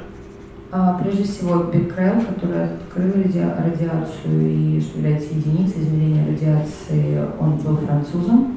Marie Curie also. Мари Кюри. Then with World War II there was the occupation of France by Germany. Кроме того, во время Второй мировой войны Франция была оккупирована Германией.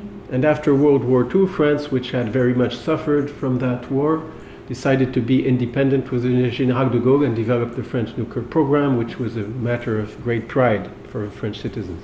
Ну и, конечно, после Второй мировой войны Франция очень тяжело выходила из последствий этой оккупации и последствий войны, и была очень горда своим решением стать независимым государством в производстве энергии и организовать свою атомную программу. This probably explains why nuclear matters are received very differently by the public opinion in France and in Germany. Возможно, это объясняет настолько разное отношение к атомной энергии в Германии и во Франции.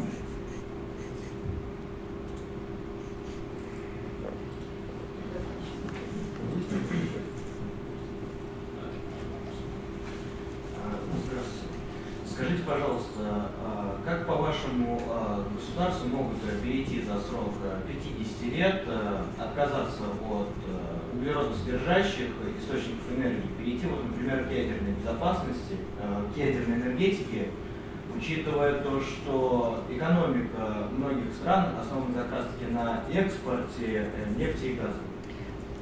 Given that a lot of economies are actually dependent on oil and gas, how do you see it possible for the entire world to completely switch from oil, gas, and coal in favor of nuclear energy over 50 years? Of course, it will not happen overnight. As you are underlining, it's a major change. In fact, it's an almost total change. It's 85% of the energy supply today, which has to be replaced. It's a large change. It will take time, and there are questions, in fact, to what extent it is easily feasible and possible, and in what time scale. Ну, конечно, это не произойдет за один день, и 85% всей энергии, эта энергия вырабатываемая за счет таких источников энергии, как нефть, газ, как вы правильно сказали. И здесь, конечно, серьезный вопрос заключается в том, что нужно время и нужно выработать такой подход, такое решение, за какое разумное время можно будет сделать этот переход. First of all, we are very lucky that there is a solution, because we could be in a world without nuclear power if we had not discovered radiation. So we're lucky that there is a solution, and we should organize this transition as quickly as possible because it's uncertain whether we will have the time to adapt. Но у нас есть в данный момент решение, потому что мы могли бы оказаться еще в худшей ситуации, если бы не была открыта радиация, а теперь нам нужно понять, за какое время мы сможем сделать этот переход для того, чтобы адаптироваться также к нему. I think the case of France is an interesting case study. Я думаю, что здесь пример можно привести Францию. In 1973, when the price of oil was suddenly multiplied tenfold, В 1973 году, когда цены на нефть неожиданно подскочили, the French politicians, the government, suddenly realized that in France we had no oil, no coal, no gas. французское правительство неожиданно осознало, что во Франции нет ни угля, ни нефти, ни газа. And that oil could run out or see its price multiplied by 10 almost overnight. При этом, за счет того, что запасы нефти истощались, цены на нефть выросли в десятки раз практически за один день. For the moment, the entire world is like a bunch of friends having fun in a bus. Сейчас весь мир можно сравнить с компанией друзей, которая поехала отдыхать. We're singing and dancing, we're happy because we have all the energy we need today. Мы едем в машине, мы веселимся, слушаем музыку, поем, потому что у нас есть все, что нам нужно, в частности, энергетические ресурсы. The driver of the bus is also singing. И водитель нашей машины тоже поет. The driver is our politicians. They're driving society. В данном случае водитель — это наши политики, которые ведут, руководят обществом. Everybody is happy and feels that this is normal and will go on forever. В обществе такое ощущение, что все в порядке и так будет продолжаться бесконечно. But if you look a little better, the world we live in today has not been like this forever. Just my parents, my grandparents have known a world where there was almost no energy. Но если мы посмотрим немножечко назад, то мир не всегда был таким, каким мы видим его сейчас. Даже мои родители жили в мире, где источники энергии были гораздо более ограничены. We're very lucky today to have enough energy to heat the homes, enough food to feed the population. Сегодня мы находимся в очень хорошем выигрышном положении, потому что у нас есть достаточно тепла для обогрева наших домов, достаточно продуктов питания. This has not always been the case. Но так было не всегда. In fact, it was not the case not so long ago. Точнее, даже совсем недавно так и не было. Ask your grandparents. Поговорите с вашими дедушками, бабушками. And it may not last forever. И также такая ситуация не продлится бесконечно. Now, the question is when the world will wake up and the driver of the bus will want to start changing something. И теперь наш основной вопрос заключается в том, когда же мир проснется и когда же наш водитель начнет делать какие-то изменения. We should wake up before the bus falls off the cliff. Мы должны предпринять какие-то меры до того, как наш автобус, наша машина не свалится со скалы. So coming back to the example of France in 1973, the government suddenly woke up. Поэтому, возвращаясь к разговору о Франции и 1973 году, французское правительство неожиданно проснулось. Realized there was a big problem and things would not go on. Осознало, что нас ждет большая проблема. When the decision was taken to build a nuclear program, it was a top national priority. И когда было принято решение разрабатывать государственную атомную программу, она находилась среди основных целей, в основном приоритете. The government put all the funds that were necessary. The country put all the best French engineers coming from the best universities of the country on the nuclear program. Правительство субсидировало эту программу в том объеме, в котором было необходимо. Правительство обеспечило эту программу лучшими инженерами, разработчиками из лучших французских университетов. With 60 million inhabitants, we built 60 reactors in 20 years. 60-миллионное население построило 60 реакторов за 20 лет. I think that's the speed where we can do, it's the best we can do in a crash program. И я думаю, что вот это примерно та скорость, с которой мы должны двигаться для того, чтобы предотвратить аварию. The decision was taken abruptly in 1973. The last reactor of the French nuclear program was put online in 1999.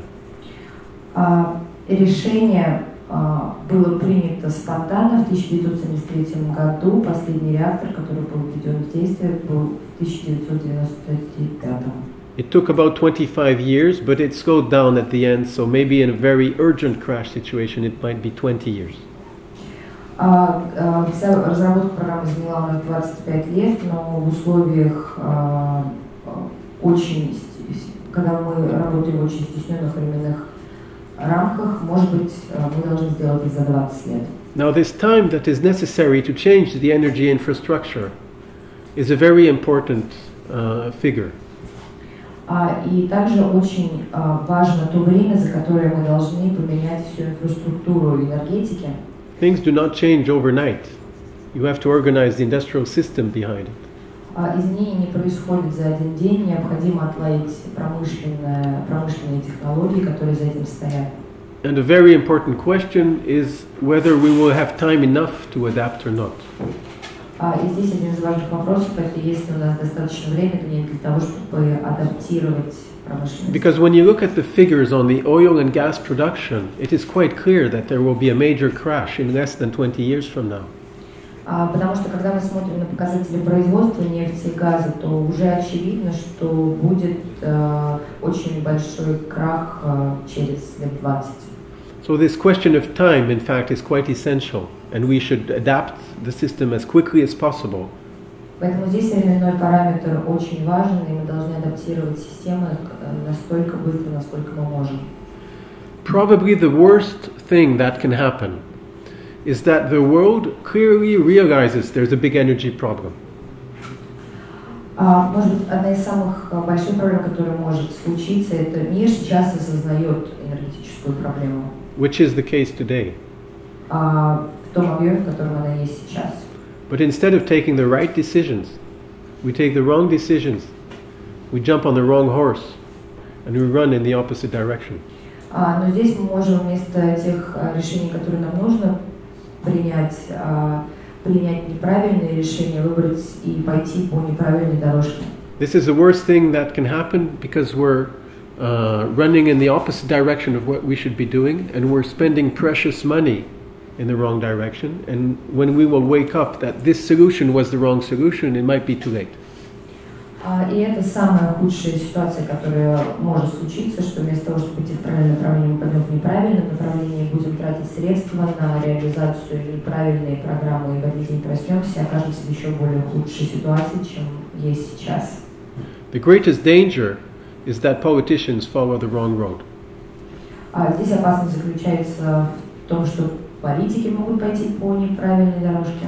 And that they make the wrong choices. This is a very real danger because I'm afraid it's what is happening right now, for example, in Europe. И действительно, это очень большая опасность, и я думаю, что на самом деле это то, что и происходит, по крайней мере, в Европе. On television, nuclear power is always criticized. It's the devil. По телевизору атомную энергетику постоянно критикуют, она является собой злом. And the intermittent energies that can contribute a little bit but are very expensive and don't really work on an operational scale for the whole of society are presented as the magic bullet and the perfect solution. Возобновляемые источники энергии, они настолько небольшие, что они не могут покрыть всю потребность человечества в энергии. Okay?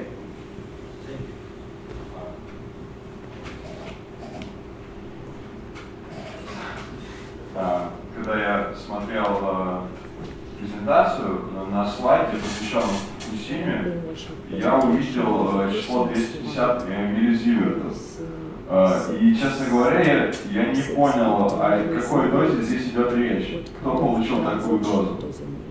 At the Fukushima slide, there was that 650 millisieverts. It wasn't quite clear who was affected by this amount of radiation.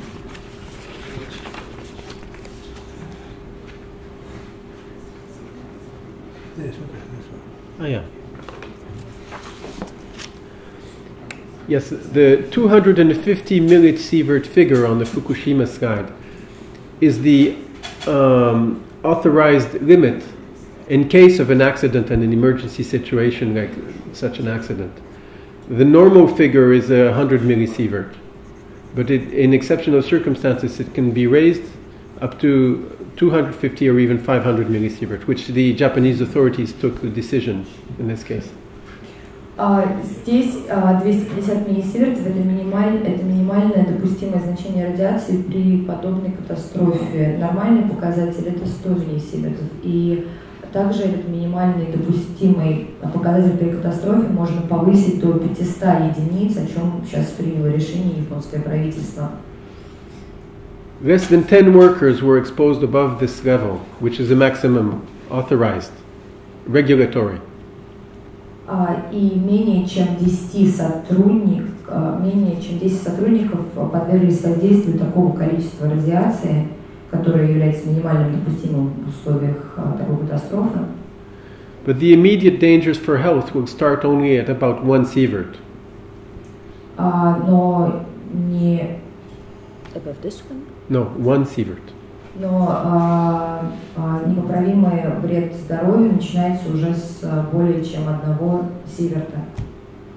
Therefore, these less than 10 workers were exposed above the regulatory level, but below the levels which are very dangerous for their health.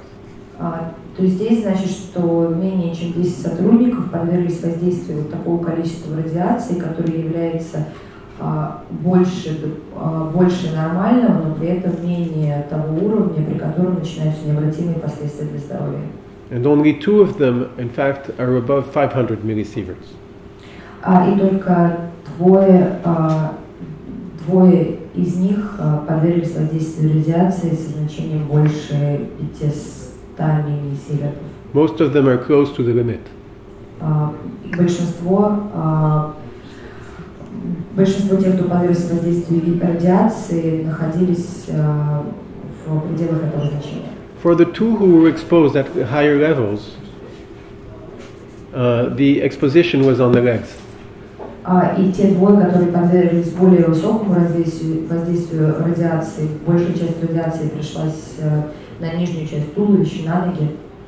They walked in highly radioactive waters in the few days immediately after the accident.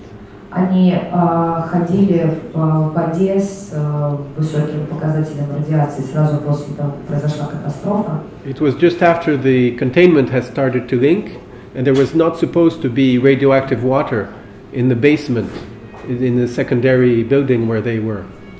Это было сразу после того, как началось расплавление, и в этом случае это было в цоколе здания, никто не должен был там находиться. They saw the dosimeters which went high when they went in the building. Они проходили измерения радиации в здании. But they did not understand immediately because the hierarchy, the boss, had told them that this building was not supposed to be intensely radioactive, and it was not supposed to be because it was the first day they discovered there was high radiation there. Они делали измерения в зданиях, но произошло небольшое недопонимание. Они изначально думали, что в этом здании невысокий уровень радиации, потому что их так начальник им сказал, а в итоге выяснилось, что там было большое количество радиации. So it was a surprise for them in an emergency situation in very unusual circumstances. Поэтому для них это была очень неожиданная ситуация, неожиданный поворот событий в условиях катастрофы. When they understood there was a problem, of course, they immediately stepped back. Когда они поняли, что в воде содержится большое количество радиации, они тут же вышли. They came back to see the boss. Они вернулись к своему руководителю. And they were immediately evacuated to hospital. Их незамедлительно госпитализировали. They have been burned on the legs because they have been walking in that highly radioactive water. They entered hospital on their 2 legs. Они получили ожоги ног, поскольку они находились в воде с высоким содержанием радиации, но при этом они пришли в больницу своими ногами. They experienced red spots on their legs, only on the legs, like a sunburn. И у них только на ногах были красные пятна, такие, как бывают от солнечных ожогов. They stayed in hospital for observation for 3 or 4 days. Их 3-4 дня наблюдали в больнице. After that, everything went back to normal. The red spots, like the sunburn, disappeared, and they walked home. They went out of the hospital on their 2 legs also. После чего состояние их здоровья нормализовалось, красные пятна пропали, и они смогли покинуть также на своих 2 ногах больницу, вернуться домой. I'm explaining all these little details so you understand properly. It's quite different from what is called the acute radiation syndrome, which was experienced with the Chernobyl workers. Я в таких деталях объясняю для того, чтобы вы могли понять разницу между этим случаем и другими, и между острым синдромом, который произошел во время Чернобыля. In the case of Fukushima, only these 2 workers have experienced any symptoms of radiation, and it was just like a sunburn on the legs. В случае с Фукусимой только у 2 сотрудников наблюдались вот такие последствия чрезмерного воздействия радиации. In fact, it's almost a miracle that in such dramatic circumstances there was no other victims. На самом деле это настоящее чудо, что в условиях такой ужасной катастрофы никто не пострадал. In the French newspapers, when you read the story of Fukushima, they say a lot of bad things about TEPCO. В французских масс-медиа, в французских газетах, когда писали про Фукусиму, писали много негативных разных моментов. My personal appreciation is that the Japanese did a fantastic job in a very difficult situation.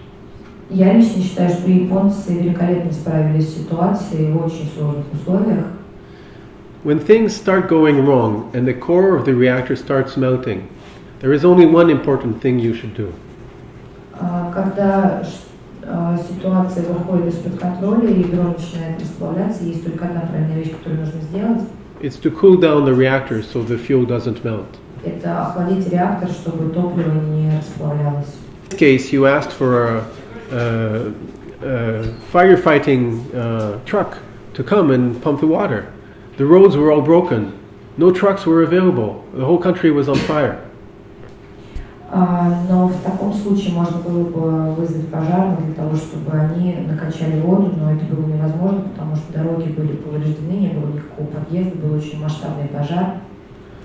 In those very difficult situations, the TEPCO management team managed to do things in such a way that only 2 persons were slightly injured. И в таких сложных условиях руководство ТЭПКО сделало таким образом, что при таких масштабах катастрофы только 2 людей чуть-чуть пострадали.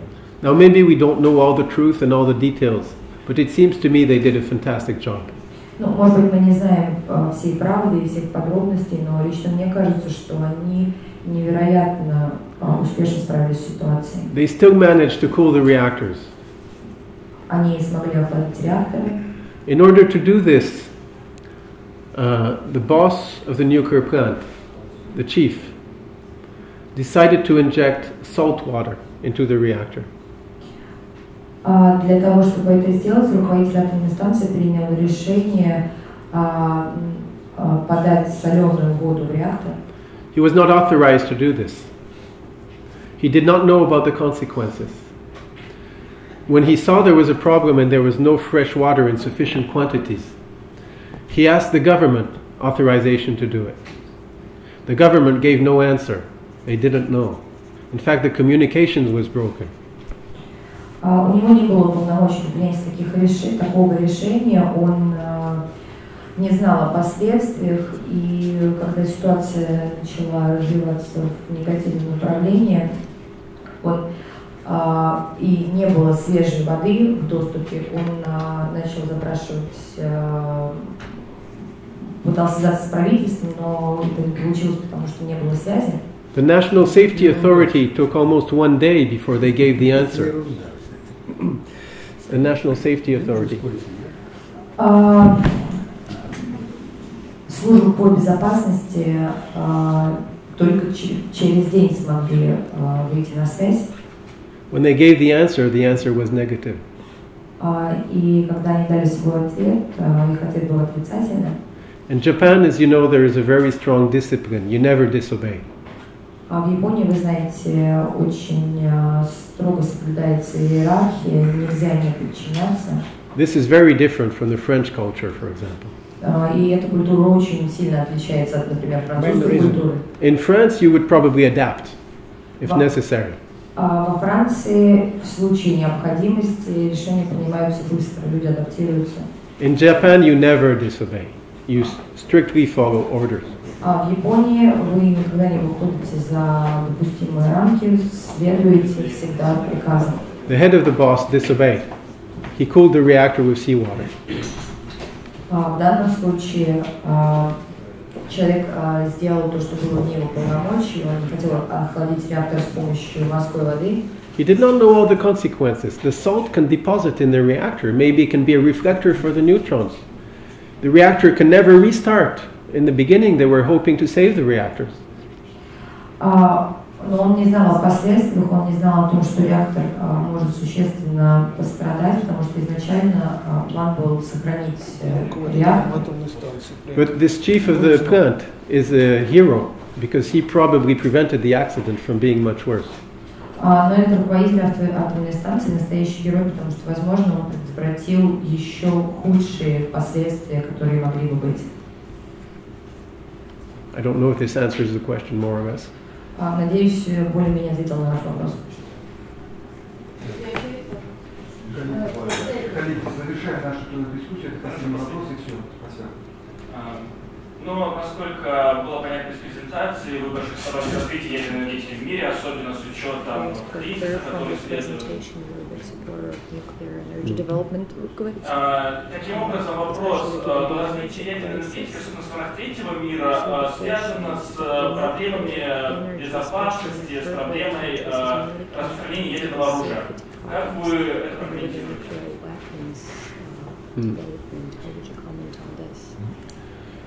Okay, there are two questions in one. One is the nuclear proliferation, and one is the nuclear safety in the developing countries. Два вопроса в одном: распространение ядерного оружия и развитие атомной энергетики в развивающихся странах. I will develop both questions. About nuclear safety in third world countries first. Сначала о ядерной безопасности в странах третьего мира. Today we are building only large nuclear plants in countries which have a safety culture, and it's good that it is so. But tomorrow I think different concepts can be developed. Сейчас мы строим только большие атомные станции в общепризнанно безопасных странах, но в будущем я думаю, что возможно развитие нескольких концепций. If we look at the example of the oil production, если мы возьмем за пример обработку нефти, large countries like France or the United States or Russia can develop big oil platforms at sea. And the platform is entirely built in a country, brought to the developing country where they have no industrial infrastructure. And the country which brings the platform brings the personnel at the same time. У таких стран, как Россия, Франция, США, есть нефтяные платформы в море, с помощью которых они могут обеспечивать страны, у которых нет ресурсами. Кроме того, вместе с платформой страны также обеспечивают и сотрудников, рабочий персонал. Everything is provided by the providing country. То есть все обеспечивается со стороны одной страны. Everything is under the responsibility of the providing country. И все находится в зоне ответственности этой же страны. Therefore, you don't need a local infrastructure in that case. И в таком случае нам не нужно никакой местной инфраструктуры. Today we have dozens of nuclear submarines navigating in every part of the oceans. В настоящее время есть очень большое количество атомных подводных лодок, которые курсируют по океану. It's a remote nuclear reactor in the middle of the ocean. Это те же самые удаленные атомные реакторы в море. I think we can develop such models adapted to nuclear power. Я думаю, что мы можем развивать подобные модели в привязке к атомной энергетике. It might require changing the law in the host country. Конечно, здесь такая ситуация может повлечь за собой изменение законодательства в принимающей стране. So that the installation has a legal status that might be something like an embassy, where it's a piece of something that's under the responsibility of another country, but it's still locally hosted in that country. Таким образом, чтобы у установки был легальный статус, что-то вроде статуса посольства, то есть собственность одной страны на территории другой страны. The law can be adapted. Законодательство можно изменить. And I think that if safe countries which are responsible provide the installation and the fuel, and then take the used fuel and the used installation, and the personnel is under the responsibility of that country, it comes from that country, and like an oil barge, the personnel comes with a helicopter. И я думаю, что в таком случае страны, которые, опять же, приняты очень безопасными, они должны со своей стороны предоставлять и установку, и топливо, и сотрудников. Даже как на нефтяную баржу сотрудников доставляют на вертолете. It seems to me that such a model is feasible in a safe manner. Я думаю, что такая модель экономически обоснована и безопасна. Of course, it seems contradictory to the usual belief today, because the belief and the way things are done today is different from this, because it's only big 1,000 megawatt plants which are on land. It's a different situation. Конечно, такая концепция противоречит нынешним общепринятым взглядам, потому что она очень сильно отличается от того, что есть у нас сейчас на Земле, она очень сильно отличается от станции мощностью 1000 мегаватт. And of course, if it is developed, it should be developed in a clean manner and safe manner as much as possible. Ну, конечно, если заниматься развитием такой концепции, то необходимо развивать ее, чтобы она была безопасной для экологии. As long as there is enough oil and gas, of course, we don't need it. Но пока у нас есть достаточно нефти и газа, нам, конечно, она не нужна. But the equation will totally change when gas starts to run out. Но ситуация полностью изменится, когда запасы газа начнут истощаться. Therefore, I think that such models should be at least experimented on a small scale to have an experience. Поэтому я думаю, что такие модели необходимо хотя бы в экспериментальном порядке запускать.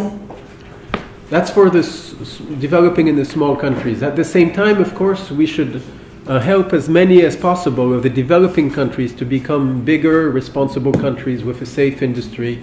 So the traditional model should be pursued at the same time. That the big countries on the big continents like Brazil or countries that are located which can have the reactors on land, major Southeast Asian countries, for example, like Indonesia could have 1,000 megawatt reactors, that's no problem. So Indonesia, Malaysia, Brazil, Argentina, of course, in all those places you can build large reactors, but you have to help them build the safety authorities and the industrial system behind it, which is pretty much what is done right now. Ну, это в отношении развития атомной энергетики в развивающихся странах, и, конечно, большие страны должны помогать странам, которые еще пока не считаются безопасными, в том, чтобы развивать эту энергетику. И такие страны, как Бразилия, Индонезия, Малайзия, Аргентина, конечно, можно построить атомные станции мощностью 1000 мегаватт. Самое главное — обеспечить необходимое законодательство, необходимые органы по безопасности. Thinking about the case of Iran, of course. То есть говоря об Иране, в частности. However, even in the case of Iran, They have a water reactor which is built by Russia, but they don't use it to produce the bomb. В Иране есть реактор водный, который при этом не используют для производства бомбы. It's not a very good way. Это не разумный способ. My feeling is that to sensitive countries, you should not export certain types of reactor. Я думаю, что просто для стран, которые вызывают сомнения, им не нужно поставлять определенные виды реакторов. Only water reactors, boiling or pressurized. Им можно поставлять только водные реакторы. Then the proliferating reactors should be kept in safe countries. Реакторы, которые позволяют создание атомного оружия, они должны находиться в безопасных странах. The fuel enrichment should be kept in safe countries, and the reprocessing should be kept in safe countries. Обогащение и переработка тоже должны находиться только в безопасных странах. I think that's pretty much the basic rules that were laid out in the Global Energy Partnership proposed by the United States a few years ago. Я думаю, что это одни из тех основных правил, которые были предложены Соединенными Штатами в рамках международного атомного сотрудничества несколько лет назад. The idea being that water reactors could be built in such countries as India or even Iran, but that the fuel cycle should be kept in the safe countries. Идея была такая, что водные реакторы можно производить в таких странах, как Индия или Иран, а остальные части процесса или полный процесс может быть только в безопасных странах. And I'm still quite afraid that we might see some things in the future which we will prefer not to see. Но я, тем не менее, опасаюсь, что, возможно, в будущем мы увидим что-то, чего мы не хотели бы видеть.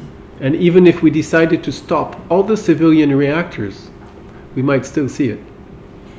И даже если мы остановим всю гражданскую атомную энергетику, мы все равно можем увидеть то, чего мы не хотим. So there's a real problem, but the two questions are almost independent. То есть это реальная проблема, но два этих вопроса абсолютно не взаимосвязаны. On one side, we have a major energy crisis, and we need a solution, and we have it. С одной стороны, у нас грядет крупный энергетический кризис, у нас есть для него решение. With, of course, great precautions to avoid the proliferation. Ну и, конечно, мы должны принять все меры безопасности по предотвращению распространения ядерного оружия. The precautions are especially for certain types of reactor, like the CANDU reactor or the graphite reactors, and with the nuclear fuel cycle, reprocessing and fuel enrichment, uranium enrichment. И эти меры предосторожности включают в себя запрещение поставки определенных типов реакторов в некоторые страны, а также сохранение полного цикла производства, включая обогащение и повторную переработку только в безопасных странах.